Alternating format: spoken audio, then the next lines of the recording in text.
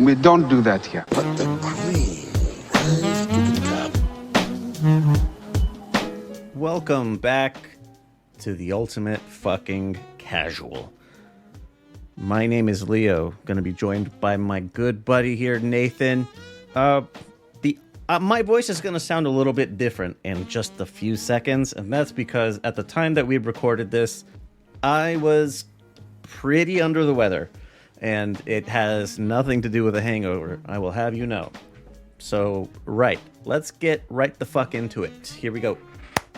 Well, recapping a little bit of MMA, not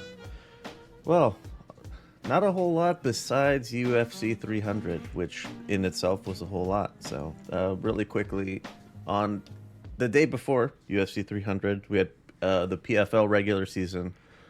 Really quickly, this was a light heavyweight and lightweight card. Joshua Silveira stops Sadi Busai in the first. Michael Dufort submits Mads Burnell in the second. Cassius Clay Collard stops Patricky Frere, whatever, KO1. Impa Kasanganay stops Alex Polizzi in the first, and Robert Wilkinson stops... Why do I have his name listed twice? I'm terrible at this. Robert Wilkinson wins by stoppage in the first. Fun times. Wilkinson beating his inner demons in the fight, I guess. That video of the guy that mocks the UFC announcer. This man is about to be evicted from his home. Brought to you by the U.S. Marine Corps. Good one. Yeah. All right.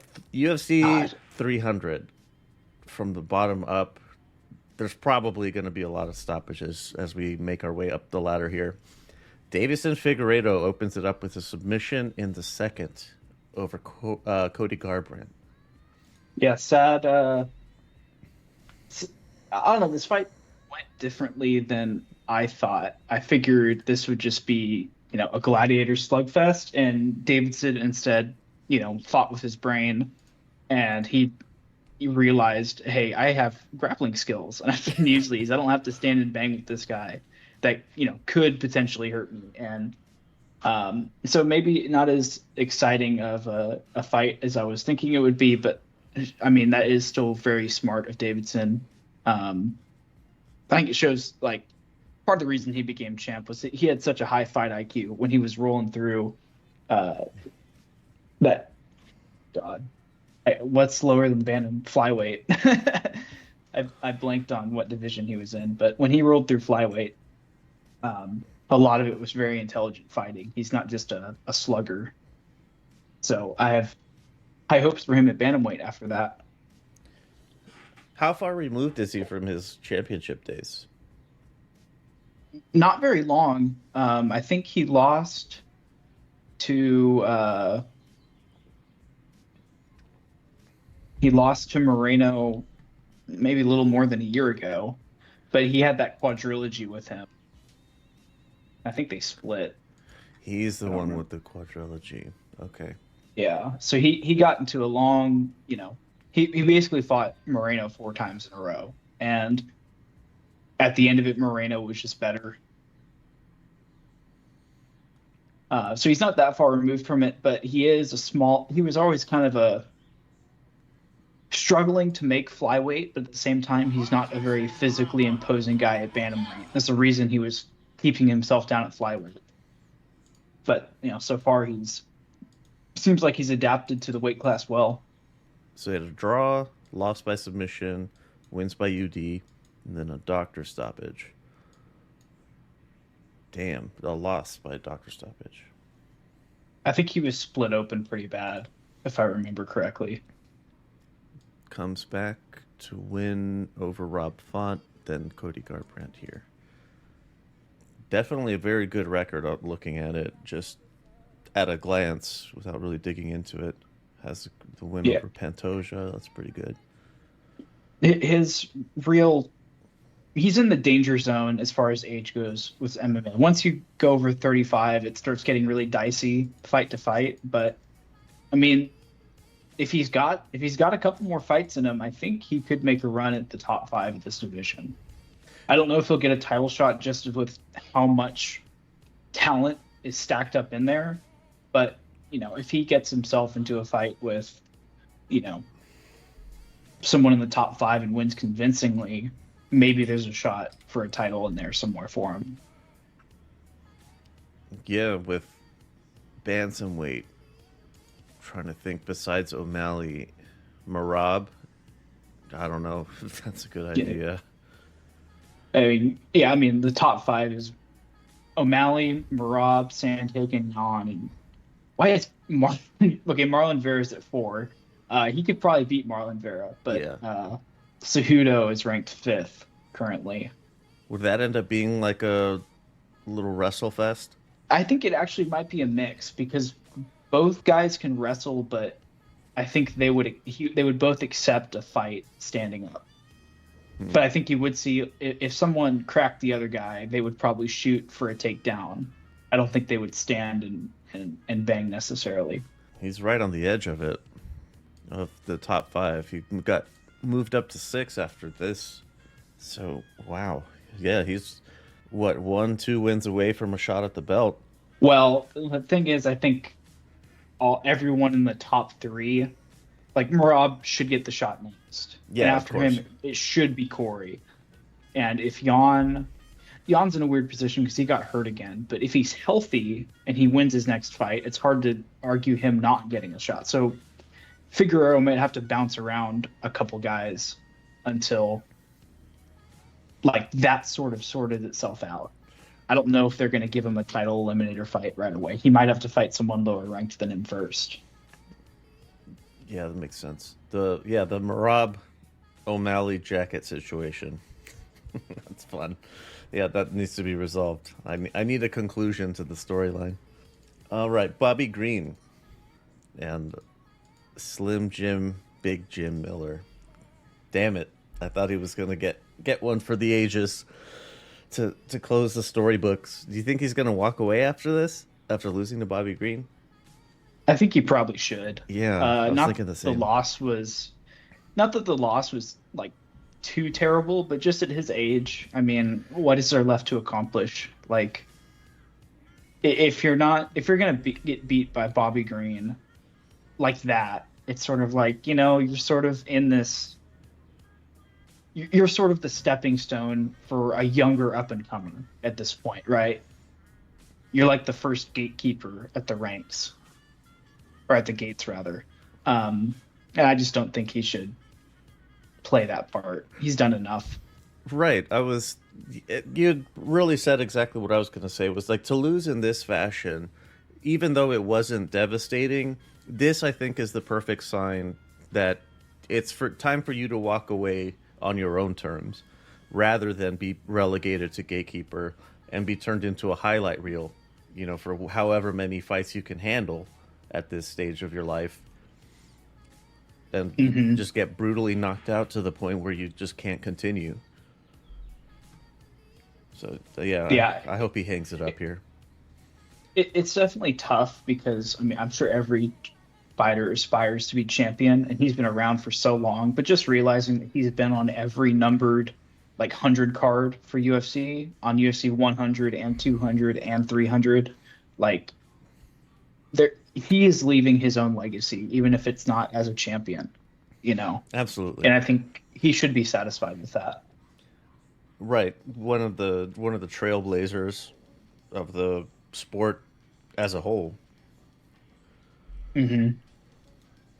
Yeah, it's definitely not something to be ashamed of, regardless of how many belts are in the trophy case. Bobby Green. Does he still keep going? I think so. I mean, I'm probably not for too much longer. He's also up there in age, but I mean, what a chin that guy must have. I think we were of the consensus that he was going to suffer greatly from that last knockout loss that he had to Jalen Turner. And he had a quick turnaround, or a relatively quick turnaround to UFC 300 after that. And yet he looked good. I don't know if he ever got really rocked. I mean, I think Miller caught him once in the first round briefly, but never again after that. And so if he's still got some juice in him, I mean, I think you could squeeze a couple more fights out. Coming in at 14th after the Max Holloway Gaethje situation, he got moved down, but Max came in at number 9 after this, so nothing wrong with getting bumped down one for that. God, at number 15, like Dos Anjos, Benoit, Oh, rematch with Jalen Turner. a rematch with Jalen Turner. That would, if anything, makes sense in the bottom third of the top 15. It would be that one. Just like despite Benoit's performance against Poirier, I still think he's a dangerous competitor. I'd rather not see Bobby Green put into a situation that could turn out like Jalen Turner, even if he did show out pretty well for this. Yeah, I think you want to match him.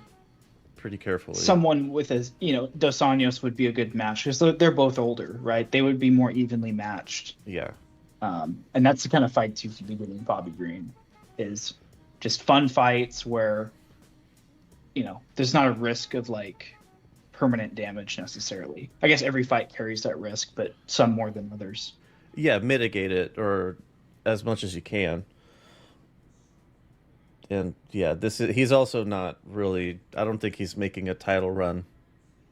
Definitely not. So yeah, just put him in some stuff that's going to be entertaining.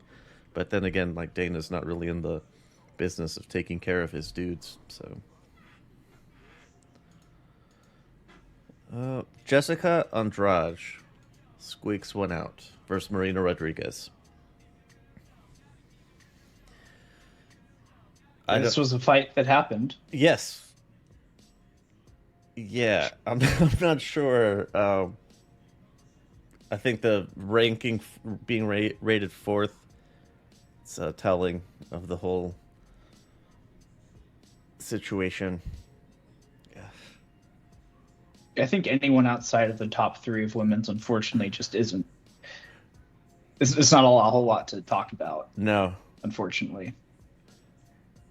No, and even is Amanda Lemos really, or Tatiana Suarez is alright, but yeah, there's not a whole lot going on. I don't see, after what we just saw from Weili.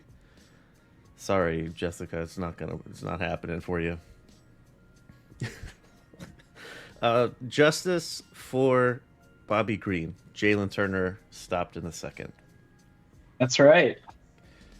I think you called this one perfectly. It's going to be karma, and he's going to get rocked. Yeah, I'll be honest. I was just trying to speak that into existence. I didn't really have any. I thought Jalen Turner was going to win, but shows what I know. I was wrong in, I don't know, the logical part of my mind. But I couldn't be happier. I could not be happier because that's what should have happened. Yeah, I don't have much to add other than justice for Bobby Green. So, fantastic. Oh, man, Diego Lopez. Goodness, yeah, your boy. Fucking your gracious. Boy. My man. He gets the dub. Another quick one. If I say it every time, if you're not watching this guy, you fucking should be. I don't know what more you need to see at this point to jump onto the bandwagon. But stopping Sadiq Youssef quick. It should be, like, just to put this fight into perspective, Edson Barbosa went to war with Youssef for about 5 rounds, and it was a legitimate back and forth contest. Yeah. And Lopez just took this guy out in a matter of minutes, or may have even been seconds. I don't even know. Was this 45 seconds into the fight and it was over? It was, I think, in the first half of the first round, but let me make sure. Definitely in the first half. Heck, it's got to be. Yeah, 1 minute, just 1 minute 29 seconds. Goodness gracious. I don't know what more you want. What more do you want? Emo haircut. We want more ranked fighters. That's what we want for Fucking Diego right. Lopez. Let's see. Where's he fighting? Featherweight. He's entered the rankings. He's 14th. number 14th.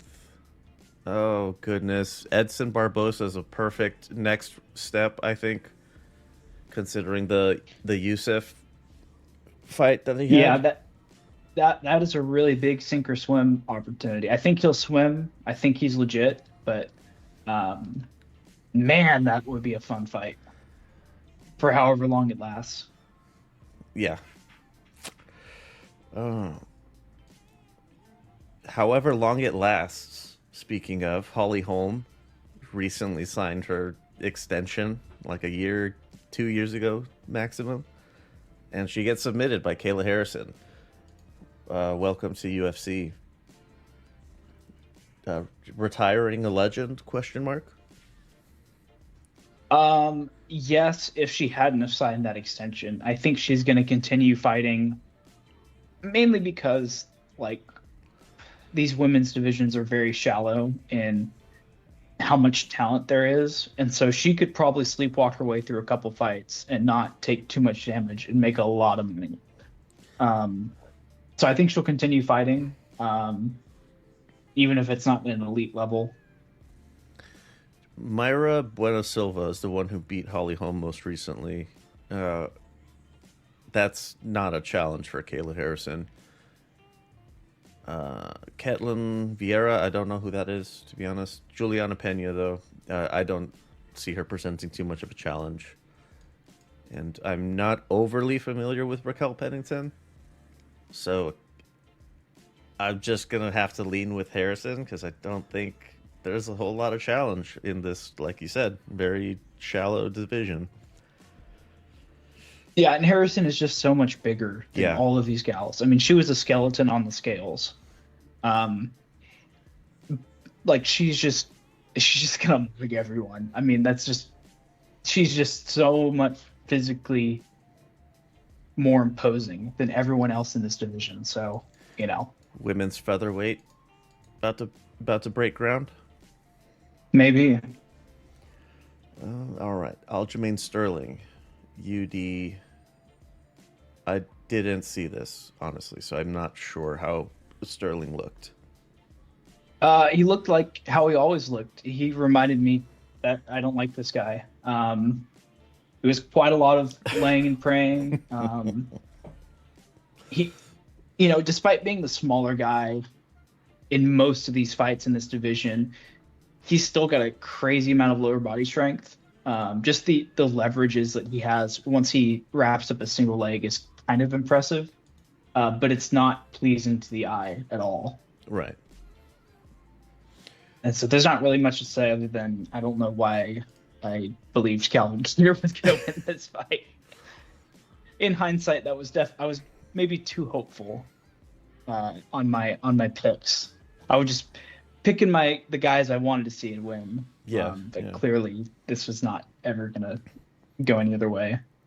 So Aljo breaks into the rankings at number 8 at featherweight. So he has an interesting pathway ahead of him as well. Yuri Proska stops the return of Alexander Rakic. So my only complaint of UFC 300, which, from start to finish was an excellent card, one of the best we've had in years. This should have been on the main event. There's no reason this should have been a prelim fight. Yeah, absolutely. That being said, I mean, so Bo Nickel, obviously the UFC is angling to promote this guy more. That's the only reason he was on the main card, but the Prohaska fight, I mean, significantly more entertaining, kind of embodied.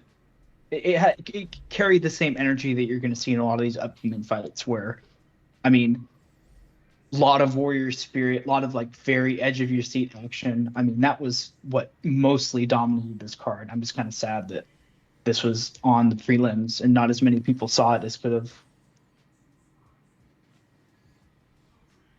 Well, considering what it was competing with, which was that just abysmal top rank card, the boxing one. Goodness, I was paying more attention to this than I was to the boxing half of my split screen. Oh yeah, I don't think I even turned on for a second. Yeah, you didn't miss a whole lot. Yeah. Uh, but yeah, Yuri's still proving that he's elite, and his defense of just eating punches and pounding his chest, that's his defense. It's gonna work until it doesn't. Right. Does He doesn't make sense in a lot of ways, but I mean, very unorthodox. I mean, very mentally durable. He had his leg completely chewed up in the first round, and he was still, I'll get you eventually. I'll still walk you down. Yeah, that's what I was gonna ask. I was like, does Rocket can he? I don't think that this was coming off of a long layoff and a pretty serious injury, and to turn in that performance, I thought that was actually really telling that he still belongs at the top level. I would say remaining in the top 5. Yeah, Rakic had, I mean, despite the loss, I mean, his first round was near perfect. I mean, his leg kicks were seriously damaging. He was very precise with them. He was very active. He looked every bit like a contender. So I don't think he should fall off too quickly. And I would imagine he rebounds quickly from this. Ahead of him is Jan, Jamal, Ankalaev, and then Yuri and AP. So nothing but, well, Jamal still it's hard to say if he's ready to turn in fun fights yet, because we'll get to that in a little bit. All right, Bo Nickel, submission into Cody Brundage. Didn't seem to put up a whole lot of a fight in the second round, but in the first, they were like rolling around a lot, right? And Cody was able to hang with the D1 rising prospect. Yeah, this was supposed to be a showcase fight, and it ended up being more of Nickel realizing this guy was trying to be game and just saying, okay, I'm just gonna handle this safely. So he didn't fight very recklessly. He kind of waited for his opportunity, and then in the second round, he got the submission fairly easily. But he did face some resistance, and he didn't panic under that resistance. But he also didn't.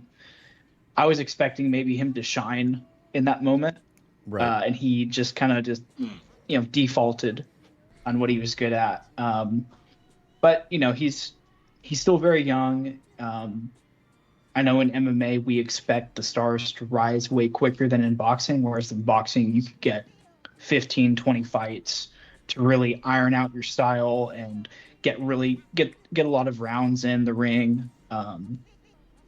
So I'm not going to hold this against Nickel too much, but it is kind of clear you got to pace this guy. He's not going to fly up the rankings overnight, I don't think. He's not quite at that level yet. Thinking on it, when you framed it, or when you compared it to boxing, like, it makes sense how much quicker guys come up, because like you're thrown into 3x5 right away, and that's the pace that you're going to stay at for the majority of your career until towards the end, when you get to the championship level or world level. Whereas boxing, you're going to have like 5 fights at 4 rounds, 3 more at 6, and it's a lot slower of a pickup. To default that way, it was the safe pick. Yeah, it wasn't what we were promised Bo Nickel is supposed to be or touted as, but I guess, yeah, you gotta, if it works, then it works.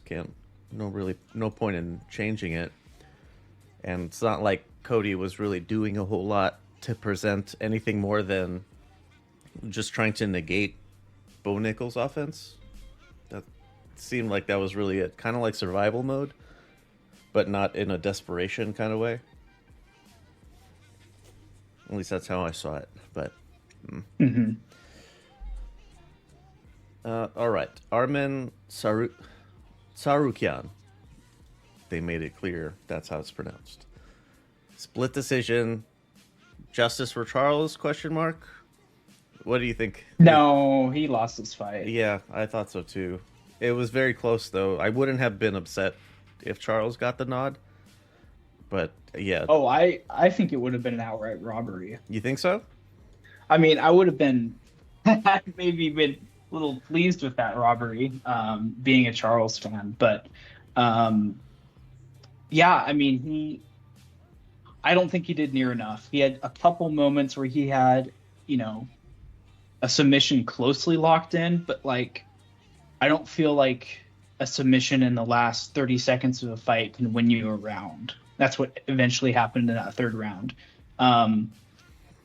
Like Armin, I mean, he controlled the fight way better, and I know control time in itself isn't, that big of a factor these days. But when nothing else is going on, and Charles is there, just accepting the position and trying to fight, off his back, it's difficult to really swing many rounds Charles's way.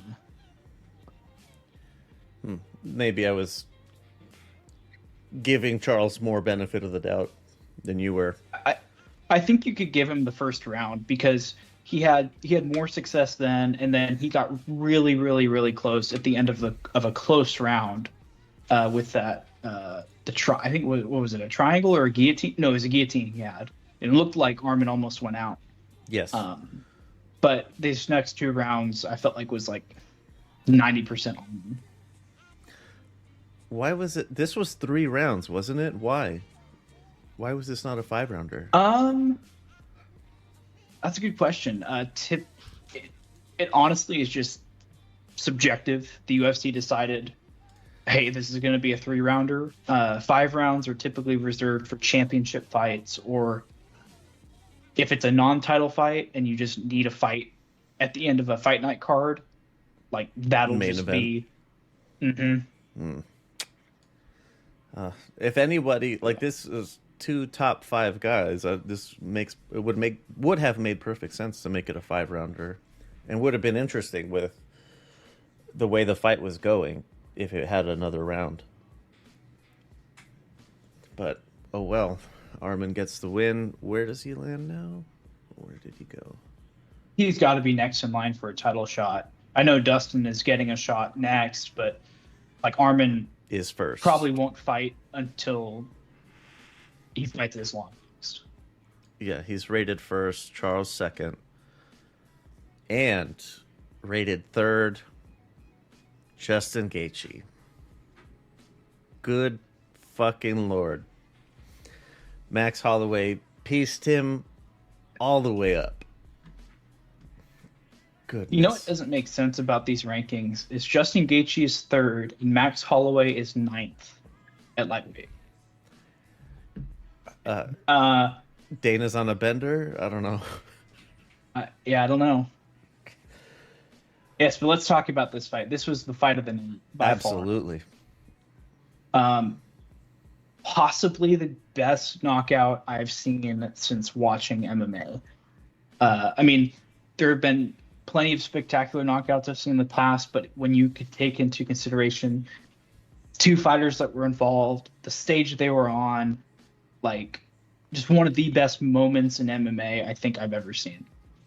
I don't know if anyone that was really high on Max winning this pre-fight. I think the best case scenario, you were hoping that Max wouldn't get hurt too bad, because we've seen Justin, the way he fights, he's one of the hardest hitters at lightweight, not the most precise, but certainly the hardest leg kicker in the division. And Max didn't just come out mostly unscathed. He pieced him up technically. He hurt Gaethje's like way worse. And I mean, like it was a masterclass. And at the very end, it was, you know, the brawl to end all brawls, and then a last second knockout. Like Literally what the more last do you second. want from that? Yeah, that framing that you gave it, like the one of the best knockouts ever, if not like cross sports, I would say. To, like you see in the lower level fights in any either sport or any combat sport, like there's always the one guy who's like the prospect, or like the prodigy, and then there's the jobbers, and there's always going to be crazy knockouts like that. But yeah, like you said, the stage, the magnitude of this, I'm not sure how else to phrase it. Like this was beyond anything I expected or could have possibly imagined. Wow, I was of the mind like I hope Holloway's okay after this because I would rather see him fight Taporia, who very clearly did not seem interested in talking about Holloway. Oh, at the he looked moment. shook as fuck. The camera panned to him. He looked like he saw a ghost, man. Yeah, he did. I have seen death. Holy shit. What's going to happen to me if I try to... the way that Taporia fights, like, what's going to happen to me if I stand in front of him? Holloway just stepped up to lightweight and was hurting a very solid contender in more ways than one. What the hell's going to happen to me? Well, despite how shook he looked, we can't. It's easy to,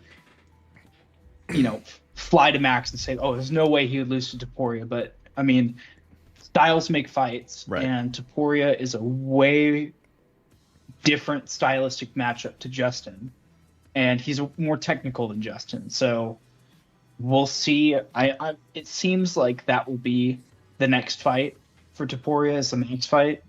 So we'll keep an eye out on that. But I mean, to me, that's the fight I want to see the most in the sport right now is those two. Absolutely. I don't know if there's another fight that has the same kind of technical style clash and the potential for excitement than that one. And that high level of preambles too, because Taporia is coming off of a very solid knockout of his own. Mm-hmm. And now Max turns in this, and now these two are on a collision course. Anything besides that is a travesty. It's just the absolutely wrong pick. Anybody but Max and Taporia. That's the wrong pick. Yeah. I'm worried that it would be Volk getting a rematch first, which the only way that I would accept that is if Taporia actually just sat on the couch for another 6 months and then the Volk fight happened, because Volk I think needs longer than that to actually fully recover and get back. Really, they should do the Max fight first, but part of me is worried that he's going to say, "Oh, well, Volk deserves a shot more than you, so we're going to, do another Volk fight." And that would just be too soon, in my opinion. Absolutely. Where does Gaethje go from here? Well, he's not getting a title shot against Islam anytime soon. I think, if anything, Armin's definitely next. So It's Dustin's first, then it's going to be Armin. And then after that, I don't know. Are they going to... It really depends what kind of fight they make next, because Conor McGregor's coming back. He obviously can... He's probably the only guy in the UFC besides John Jones that can really call his own shots. And depending on the outcome of the Chandler fight, that you could see Conor jumping over Justin and Charles to get an Islam fight. You could see... I don't know. Are they going to make Charles and Gaethje fight each other? That's what I was thinking. Either way, I don't think Justin is going to get his title shot anytime in the near future. And after that kind of knockout, you wonder, like, how much longer does he have at an elite level? Right. How much more of that type of fighting can you take? Because it's not because that his style is dependent on being a little bit reckless. And just from a matchmaking perspective, I'm almost leaning toward, what if after Dustin loses to Islam, they do the trilogy between those two? Because it's a way more sellable fight. That I think Justin going to fight Islam after this, I think he'd get massacred and it would almost be an afterthought. It's like, yeah, Islam is definitely going to win this fight. It's not very exciting. It's not new. Whereas, hey, Justin and Dustin have both lost recently. Let's throw them. They have history. They could make a main event out of that with the BMF or something like that. I don't know.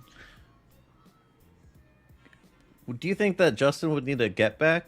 Because I'm looking at the rankings, and like a respectable pick would be like Dariush, who when he lost to Arman was not looking very confident in himself. And for I think I think it would be an easy win to get back, assuming Dariush is still the same kind of like on shaky ground. I doubt they would do that. I think where Justin is in his career, he could take the better part of a year off and just wait for the more lucrative money fight to show up, and the UFC would just give it to him. Which kind of sucks because that almost is saying it without saying it, that he's out of the championship contending rankings. But I think they're going to handle him like, they're going to do some kind of it's going to be a more business focused approach Right. to handling his career going forward. So, from column A, column B standpoint, how much of each is it that Holloway is just that good and Justin is on the downslope or the downskid of his career? Oh, I think it's all Holloway's that good. Okay. I don't think there was any reason to think that Justin was entering a sort of decline. And the reason he got to that point was Max beating him technically. Like, the spinning back kick that broke Justin's nose. Totally changed. Yeah, it did.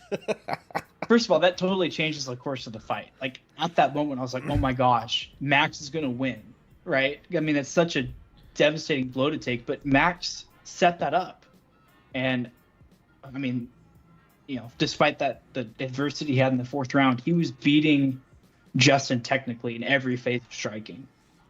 Was that one spot in the fourth round like the only time Max was in trouble? I can't think of anything else. Yeah, that was the only time he was really in trouble. Yeah. Like he was getting caught. He was getting hit, of course. It's a fighting sport. It's going to happen. But wow, yeah, the kick to the face, definitely, you're absolutely right. That was, wow, to land that at the end of the first round. That was yeah. I'm feeling like the Rocky movie, the first one or the second one, at the end of that round where Rocky finally starts fighting back and not letting Apollo just beat the shit out of him, and they're kind of like looking at each other and like talking shit to each other. Like that's kind of what I felt like. I was like, oh shit, it's actually a fight. It's not just gonna be Max getting bowled over. But goodness, I hope he goes back down. I really do. I do too.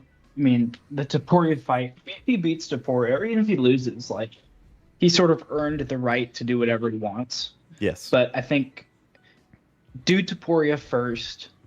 Then if you want to try and like be a madman and fight Islam, you're welcome to do it, That size disparity would be pretty rough with Islam, I mean. Oh yeah, it would be insane. What happens with this BMF shit now? So Max Holloway's the UFC BMF person? Yeah, he is. And I think the BMF is sort of just like arbitrary. They Okay. just put it up whenever. Although Taporia seems to think that it's a real belt because he says he'll only fight Max if the BMF is up for grabs, which implies that it's optional whether or not you could even win it in a fight. Yeah, it's a ceremonial thing. I'm trying to think of a boxing analog. I don't know, like the WBC franchise. I don't know. Whatever. That whole thing is dumb anyway. Right. Shang Weili submits Xiao Nan in the first. Okay, can we talk about that for a second? Yeah. Chokes her the ever loving fuck completely out. Dead. She like flopped. She flopped her over when the round was over. She was out for at least 5 to 10 seconds before the round ended. Yeah, I don't know what was going on. Definitely one of the weirdest non-stoppages I think I've seen. Um, Even weirder, they had smelling salts in Jan's corner, and they were just like, "Revive her," and it worked. All of a sudden, she snapped, back to life. I think the smelling salts was the commentary thought that's what was happening. In any state in the U.S., smelling salts are not allowed in any sport, any combat sport anyway. What they were saying, what the corner dude, they went and asked the corner guy between rounds or something, or during the rounds. What the hell's wrong with me? That he had put his finger up her nose and was pressing on some shit that's supposed to, I don't know, restart the brain. I guess he found the power button. Okay. I don't know haven't looked into the veracity of that, so it seems to have worked. Was it that round, or was it the third round? Like Weili went for it in round 2 again, and kind of gassed herself out, and that gave Xiao Nan a chance in the third round. Am I remembering that right? Yeah, there was a scramble that she ended up on top for a little bit. Yeah. And she actually had some striking success at the end of the second and into the third as well. Yeah, so much for my gut feeling on the upset. Never. Well, I mean, I thought you may have been onto something because this actually, I don't know how you almost get choked out and go on to still fight competitively, but how do you mean, get she actually made a fight of it. actually choked out and come back from the dead to have a few competitive moments? I guess that's Magnum Shaolin Kung Fu Master. Right. Alex Pereira. Jamal Hill. I feel disappointed in Jamal. It was in the first round, 3 minutes, 14 seconds. And it was a kind of a weird hit that sent him to the ground, but he was absolutely out of it.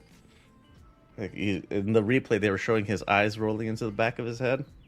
That was like, man, you're doing him dirty, man. You don't have to keep showing that.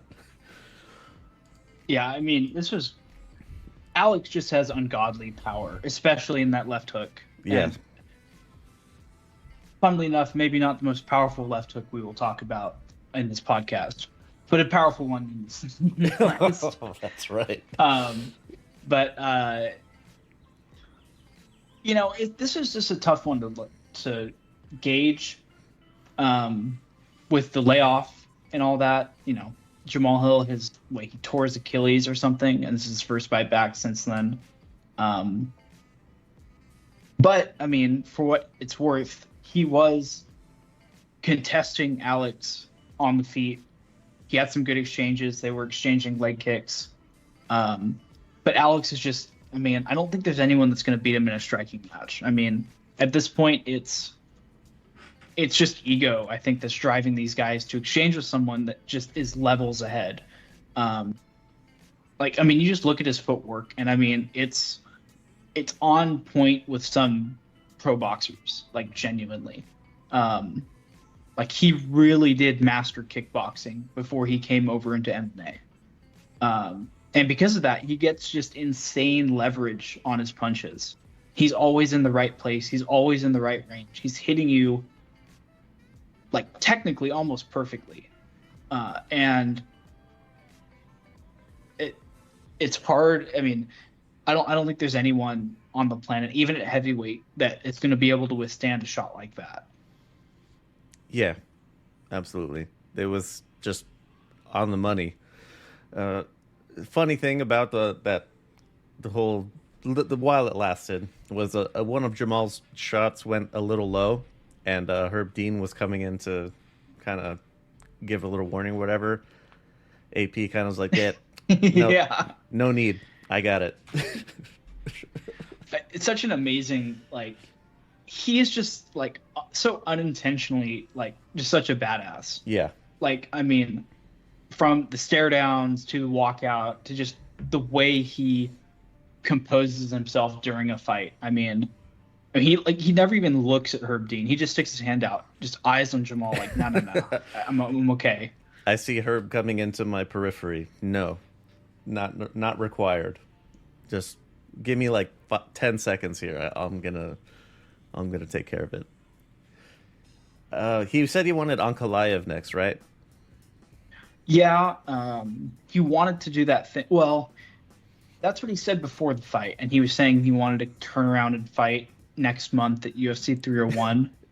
We know that's not happening for sure because he broke 2 of his toes, one before the fight in training camp that he released a video of, and then one during the first round of this fight.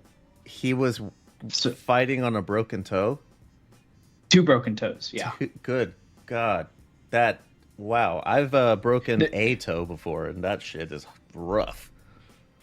He posted a video, I think it was in the beginning of March, or no, excuse me, beginning of April.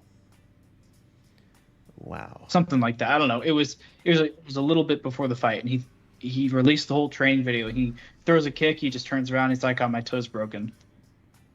And he just walks away, like, just stone-faced. And then he's telling the person how to, like, pull it back into place to, like, reset the bone. Yeah. He just built different. He's just built different. Yeah, it's that Easter Island air. He did say in his post-fight that he wanted to fight at heavyweight. Yeah. And in hindsight, that made sense to me because he balloons all the way up to 230 when he does, after, weigh-ins and all that. Even if he didn't take any damage, it would be really, really hard on his body to then cut that 30 pounds again in like 3.5 weeks. And then that would just be devastating to anyone's body. Like, that's really, really hard to do. But if you fought at heavyweight, hey, I don't have to cut weight. I can just stay at my normal weight and be okay. Yeah. So yeah, that call out makes sense, but it doesn't seem like the UFC is going to oblige. And even if they did, he's got 2 broken toes. Like, I don't think the doctor's going to let him go through. Well, if the event is in Rio, then they might, if the price is right.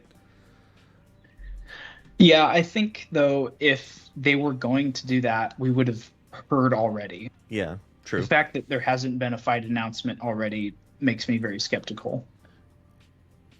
Man, that would have been pretty cool for him to have that phenomenal win on 300, quick turnaround to probably headline 301 in your native lands.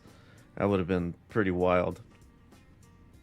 Yeah, I'm sad it's not happening, but it's the right decision, I Yes. think, for Alex to fully recover before his next fight. Absolutely.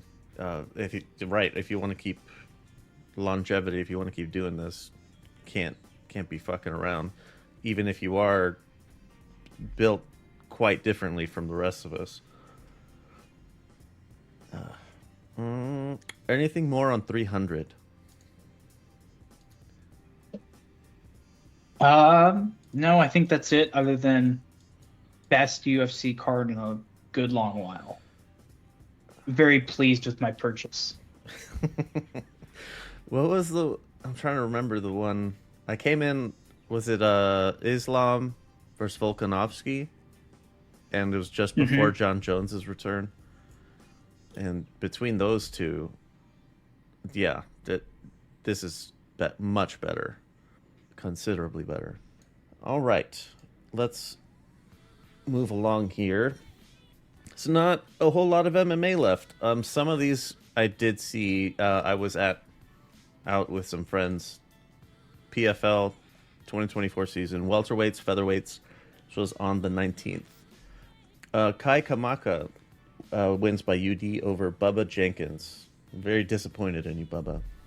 Goiti Yamauchi, UD over Naaman Gracie. Gabriel Braga stops Justin Gonzalez in the first. That was pretty fun. Shamil Musayev stops Logan Storley in the second. It's kind of sloppy, but it was still a fun knockout. Brendan Loughnane stops Pedro Carvalho in the first. Didn't see that one. And Magomed Umalatov, Andrei Koreshkov, UD. Fun. Right. Moving ahead. Previews. There's at 5:30 in the morning Pacific time on Friday, April 26th. There's a one Friday Fights card. This is the one they don't ever have info on it. I think like who wants this loaf of bread? Get in the ring. But Saturday, April 27th, we have a UFC fight night. This is completely different. I think the only person that's the same is one of the headline fighters. So, I don't know. All right, from the bottom up, is this as abysmal as, what's it called? PFL? Like, is that how bad? This is almost on par with like a PFL card. It's a really, really... it's pretty rough. It's pretty rough. All right. I think there may be one fight worth watching on this. Jonathan Pierce. Maybe even not even that. Versus David Onama, featherweights. Tim Means versus Uros Medic, welterweights. Austin Lane versus Jonata Dinitz, heavies. Ariane Lipsky versus Korean Silva, flyweights. Ryan Spann, Bogdan Guskov, light heavyweights, and Mateus Nicolau versus Alex Perez, flyweights. That was supposed to be Manuel Cape. Very sad state of affairs here. Yeah, this is this is the dregs that are left after 300. Yeah, unfortunately, when we have really stacked cards like this, there is lulls, and so we're entering a lull in the sport right now. Into the news, I guess. Yeah, we've got a big piece of news here coming up. So one thing really quickly, Anthony Pettis has his own fighting promotion, Anthony Pettis FC. If you would like Indianapolis Fight Nights, there you go. Indianapolis is one of the... I always think of fight nights, fighting sports when I think of Indianapolis. McGregor versus Michael Chandler. It's officially official.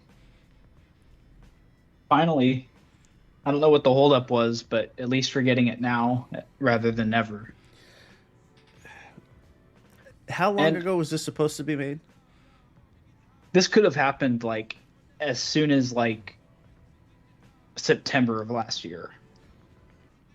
Like this could have happened all the way back, or potentially even the previous summer. So we're looking at like a year late, which I don't know if is necessarily a bad thing. Chandler has been, running WWE promos and not fighting, and Connor has just been, I guess, cycling on steroids and recovering his leg strength from that leg break. So I think we're still going to get a really awesome fight. And Michael Chandler didn't he come from Bellator? He did. He was a longtime champion at Bellator, and when he came over to the UFC, his mentality was very much, I'm not really concerned with winning. I'm more concerned with putting on the most exciting performance possible. Which has led to some awesome fights, but he's also lost due to poor fight decisions, like kind of abandoning his grappling, standing with guys that he's outgunned against.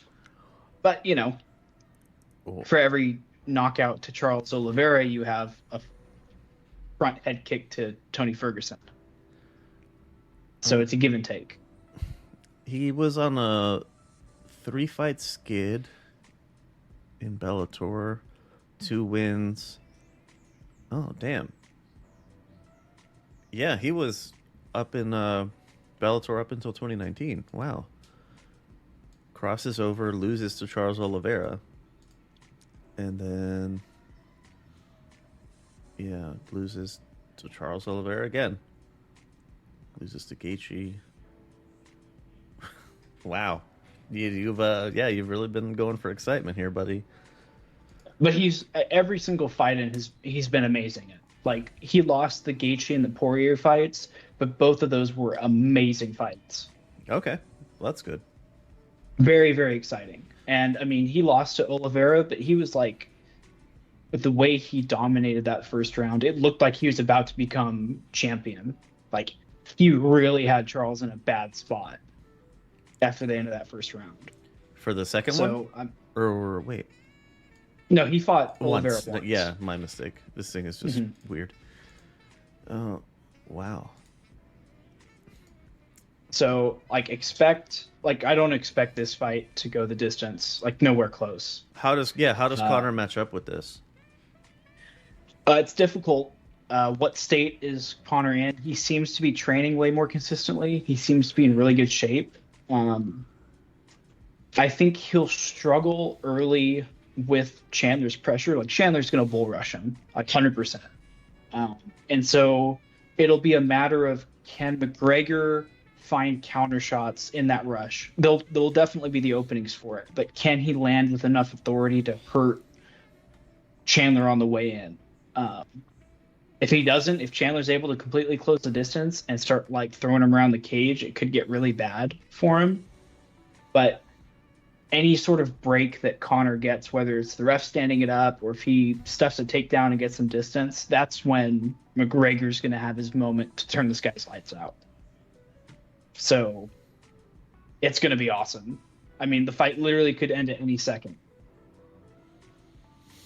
But it will be McGregor trying to, from distance, counter punch, strike from range versus Chandler trying to rush and close the distance as quick as he can and either just force him up against the cage and batter him with combinations or take him to the ground and try and ragdoll him and ground and pound. Like the Aldo counterpunch? Yeah, he will be looking for something like that. All right. Jamal Hill versus Khalil Roundtree is going to be on this one. When you've only fought for 3.5 minutes?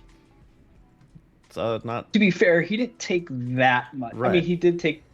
I feel like the ground and pound shots were more damaging than the hook that put him on the ground to begin with. Yeah, I think so too. But this will be a mistake in hindsight if he loses. But, I mean, if he comes out and wins, I mean, You have to respect that. Khalil Roundtree isn't very highly rated. I think he's 8th. Yeah, 8th. So, Yeah, but he's been coming on strong these last few years. yeah. He's really started to improve, and his striking is like insanely explosive. Um, so this should be an interesting fight. I really don't know what way it's going to go at this moment. He's on a 5-fight win streak. So that's that's quite a bit of momentum he's coming in on. I don't recognize any of these guys except Smith. Daukas, Jacoby, Roberson, Bukauskas.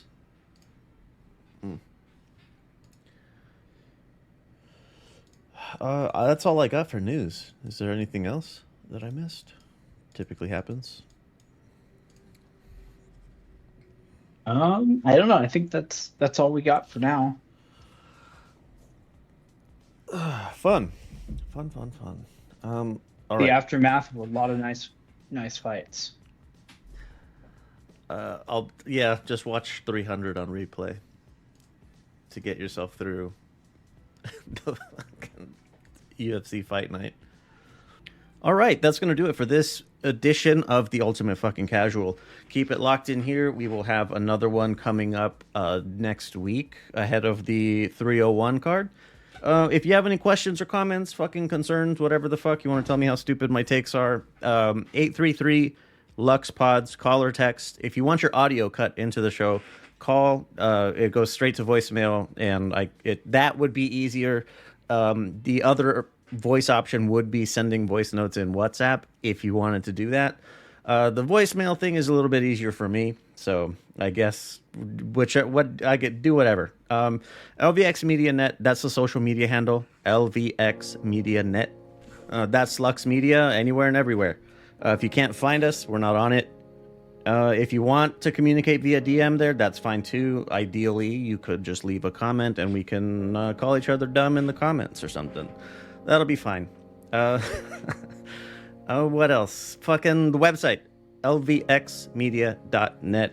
That is the Lux Media homepage. I put together a calendar for MMA. It's not just UFC. It has PFL and the Bellator stuff that they also do, and ONE FC as well. I sometimes put bare knuckle on there. Regardless, it has all of the fights that are coming up. A lot of times, if you ever hear me say, like, oh shit, this fight has changed, because it's like when I make the calendar entry and then the day of the fight, or the week that we're recording ahead of the fight, it's something has changed on it. Doesn't happen a lot, but it does catch me off guard every single fucking time, because you never know with these fucking people. Shitballs. What else? Patreon.com, LVX Media Net. There, like we are everywhere. You catching the fucking theme here? There is over there. That's where I put up, like, not unedited, but more uncensored stuff. Like I chopped these up to make it more coherent for the week that it's being released. So over there, it's right. It's just, uncut, unfiltered, whatever. Uncut is not correct. Unedited is better. I'm fucking rambling at this point. Right. Let's get the fuck out of here. Last thing, just a reminder, the phone number, 833-589-7637. Call or text. I want to hear from you. See you next time.